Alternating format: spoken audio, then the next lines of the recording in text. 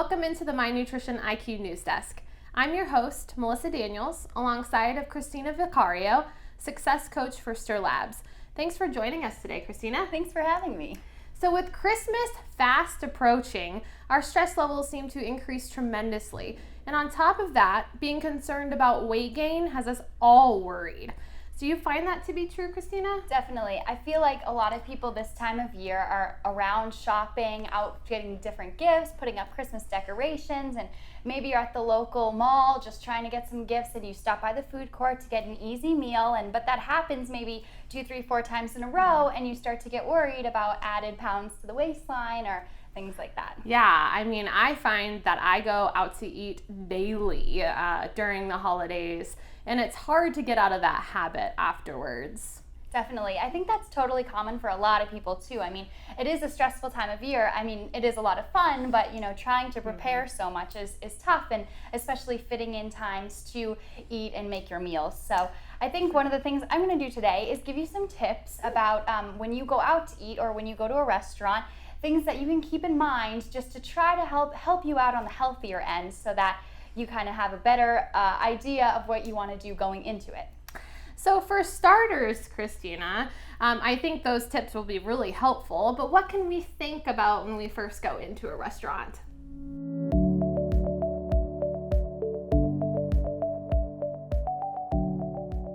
So one of the first things that you can think about when you arrive to the restaurant is where you're going to park. A lot of people try to park as close as possible to the restaurant, but maybe if you're in a well-lit, safe area or maybe with a group of friends, try parking a little bit further away from the restaurant, and that way you'll have a nice pre and post-dinner walk, and you'll be thanking yourself later when you're not uncomfortably full.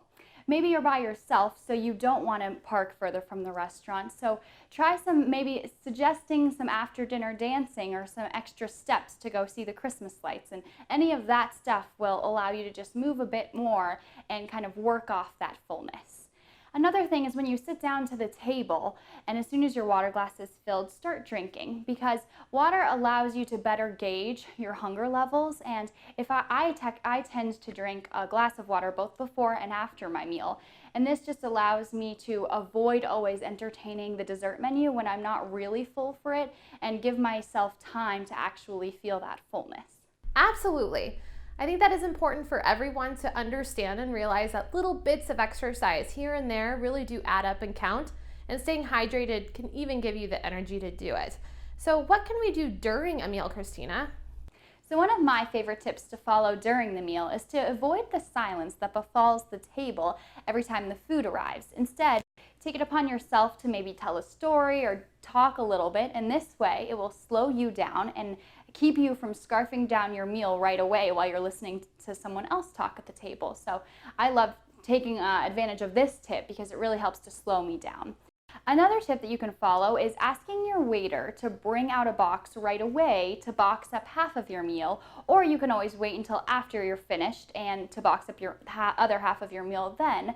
But restaurants often give you double or even triple the portion sizes that you normally would consume when you're cooking by yourself. So it's a good idea not to try and finish the entire plate, but to try and gauge your hunger and go slow and see how much makes you full, and then take the other half home. And that also saves you money later because you make one meal into 2. And my other favorite one is to choose where to indulge. So it's not always realistic to say, I'm not going to eat anything unhealthy at this dinner tonight. Instead, it's better if you can go out and say, instead of indulging both in cocktails and in the meal portion and in dessert, just to choose one section where you want to maybe spend a little bit extra of your calories for that section or portion of the meal, and do it there instead of kind of indulging in all those different places.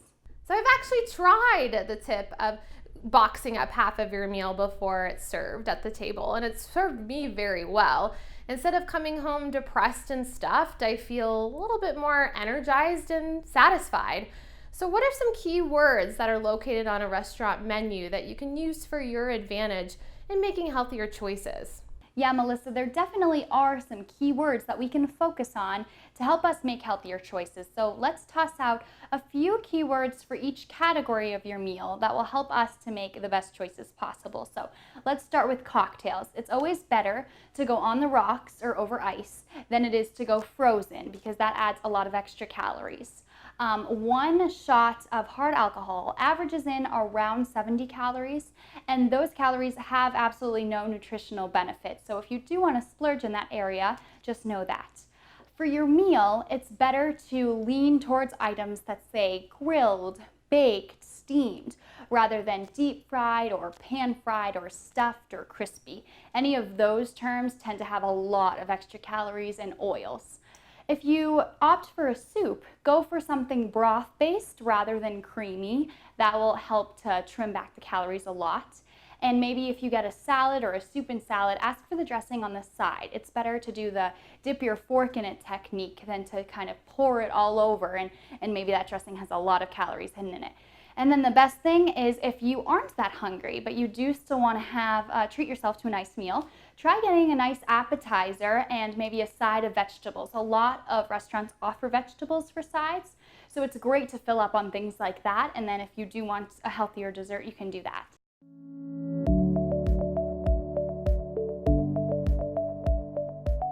Thanks so much for giving us those tips today, Kristina. I think those are definitely applicable to everyday life, not just through the holidays, because restaurant eating and going out to eat has become a part of our everyday life. Definitely, and I think especially during the holidays, it's so hard not to always feel stuffed. I always hear my mom say around the holidays, I feel like a stuffed sausage, and I don't even know exactly what that term means, but these are some tips to avoid that stuffed sausage feeling. Well, your mom certainly does know how to describe that feeling yes, correctly. Definitely. So thanks so much again, Kristina, for joining us. And that's it from our news desk tonight. And if you have any topics that you'd like to see us discuss, please email us via our website or add a comment to the section of this video. And check out our other news desk episodes. And if you'd like to see further tips from Kristina, also check out her article on mynutritioniq.com.